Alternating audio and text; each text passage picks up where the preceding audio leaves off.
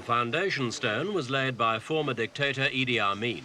The country is Uganda, and the spectator's interest is focused on an unusual event in this troubled state. They're counting the votes in the first election for 18 years. In early December, Ugandans re-elected Dr. Milton Obote as their president. It was an exercise in democracy that Ugandans hope will bring stability. In Kampala, the capital, the daytime picture of normality is deceiving. When work ends, it's a desperate scramble to get a lift home, because there's still a curfew in operation. After dusk, Kampala is one of the most violent cities in the world. In one recent weekend, over 30 people died.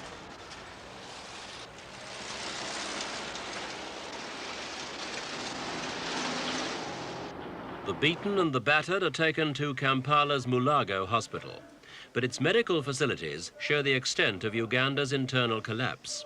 It's a legacy of 8 years of brutal dictatorship under Idi Amin and 18 months of chaos since his overthrow. The scenes in Kampala's hospitals are shocking, but earlier this year it was pictures of Ugandan famine that filled the world's television screens. Karamoja province in the north of the country was gripped by drought. The plight of these people was worsened by the breakdown of internal security and communications. Rustlers stole the local cattle and villagers were terrorized. Drought destroyed their crops, but internal lawlessness reduced them to misery.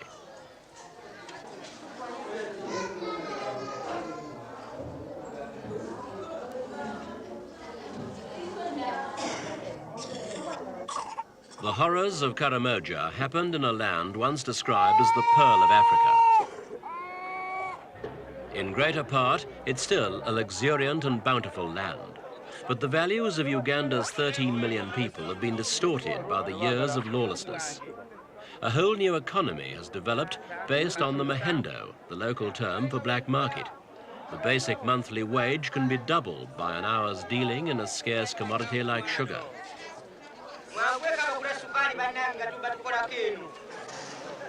The breakdown in the country's communications has meant that imported goods like petrol are in short supply. Ugandans queue for hours for a few precious gallons. The country is barely ticking over. For all its potential wealth, Uganda can't get coffee, tea, sugar or minerals to the world markets.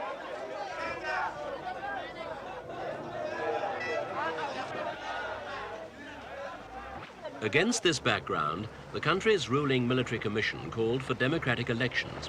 It was to be the first step towards political and economic stability. From the outset, the most favored candidate was ex-President Dr. Milton Obote. To fight the election, he returned after nearly 10 years in exile in Tanzania. He had been overthrown while out of the country in 1971 by his army commander Idi Amin. Now he arrived to begin a remarkable comeback.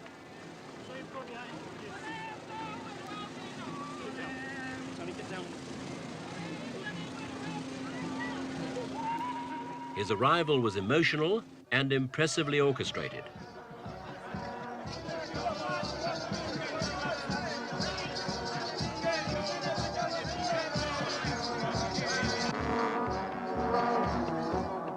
The campaign of Obote's Uganda People's Congress, UPC, was to be well run and financed. Its strength came from the Nilotic peoples in the north and east of the country. Much of its cash is thought to have come from wealthy Asian families who were kicked out of Uganda by Amin. They hoped an Obote victory would allow them to return and repossess their land and businesses. A campaign of Asian hopes and tribal enthusiasm.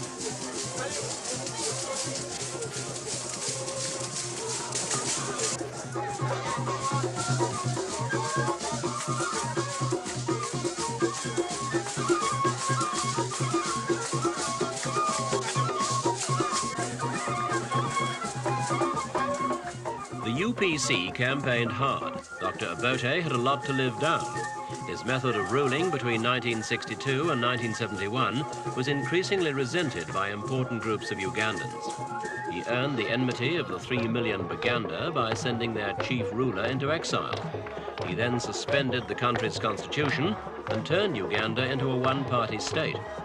According to his party's highly effective propaganda machine, Dr. Obote has been chastened by nearly a decade in exile. During this campaign, he preached reconciliation and reconstruction. His party's manifesto was moderate. This time, he promised to stick to the democratic process. The Baganda remained distrustful. Fists were waved at Obote's election cavalcade. They feared his return would lead once more to autocratic, military-backed government. The main opposing party to the UPC was led by Paul Semogerere. The conservative Roman Catholic-dominated Democratic Party gained the overwhelming support of the Buganda. Semogerere, a quiet lawyer, seemed lackluster in his performance against Obote. The DP was not as efficiently organized as the UPC. In his campaign, Semogerere accused the UPC of intimidation. In the north, 17 UPC men had been elected unopposed. The DP claimed their candidates had been prevented from registering. The DP was clean, but they claimed the UPC was trying to win by fraud and intimidation. The role of the army was crucial. Believed to be behind Obote, it was also responsible for imposing law and order so Ugandans could vote peacefully. Given the accusations, we asked the army leader, Brigadier Ojek, whether he felt free and fair elections were possible. There are Commonwealth observers in Uganda today. You may as well ask them that question. But do you think there are 60 of them Commonwealth observers? Why don't you ask them?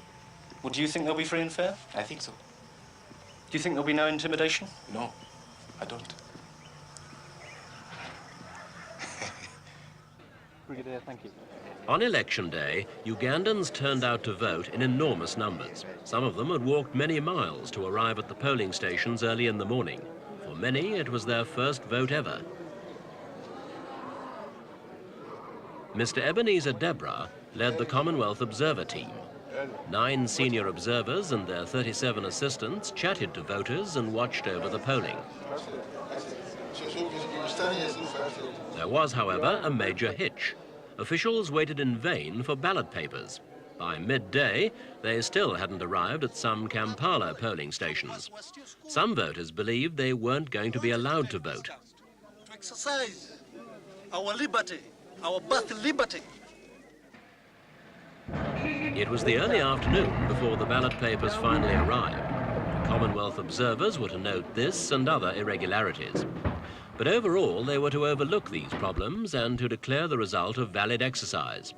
They felt that the Ugandan people had been freely able to express their choice. The use of die, as in Zimbabwe, stopped voters voting more than once. Stamped ballot boxes were padlocked. The observers felt the country should accept the result. DP candidate got 983.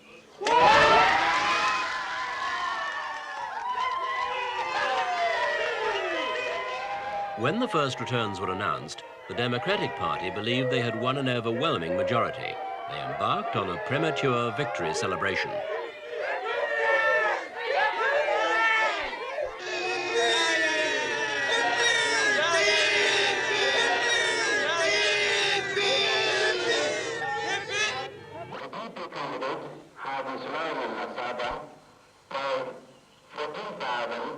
Their jubilation was short-lived. The ruling military commission took over the announcement of official results. As they were announced, it became clear that the UPC had an overall majority. The president-elect was Dr. Milton Obote. As Obote's victory was announced, the Democratic Party cried foul. They were convinced they'd been beaten by electoral fraud. That night, heavy gunfire echoed around Kampala. It was believed Obote's mandate was being sealed in blood as factions of the Ugandan army turned on each other. But the Commonwealth Observer team concluded that it was a valid electoral exercise. My impressions, and I'm sure you might have seen our interim report, that bearing certain areas like Arua and Kasese, which we expressed great concern, we think that what happened reflects the wish of the people of Uganda. Are you saying that there was no intimidation in the elections? There was no intimidation, the kind of intimidation which will affect the results. You see, on polling day, we had asked that there should be unimpeded access to the polls. We had asked that there should be no roadblocks. We had asked that all the military should be confined to barracks. These were granted. Then, on polling day, we saw people lined up. Some were lined up as early as 3 o'clock, and each one had access to the polls. There was no intimidation of any kind. President Obote is back in the presidential palace, the first modern African president to regain office after being deposed. This power was reinforced by the Ugandan army and the 10,000 Tanzanian troops who remained in the country after overthrowing General Amin. But was Dr. Obote's victory legitimate? What about opposition claims of foul play? The UPC or the Democratic Party or any other party has evidence of elections not having been done according to law, or the provision is there in the law, we would go to the courts. We would not accept even a UPC member sitting in Parliament if he was not properly elected. We would not. You've said time and again, Dr. Obote, that you want to clean up Uganda. Yes. How are you going to do that? There's a lot of work to be done. We'll try to clean up Uganda. Uganda's stability will depend on several factors. One will be whether Obote can win the confidence of the Baganda. Another is law and order. Even more important, perhaps, is the economy, for if prosperity returns, stability will probably come with it. Obote has promised to tackle these problems without interfering with Uganda's newly restored democracy. Keeping that promise will make this one of the most difficult jobs in Africa.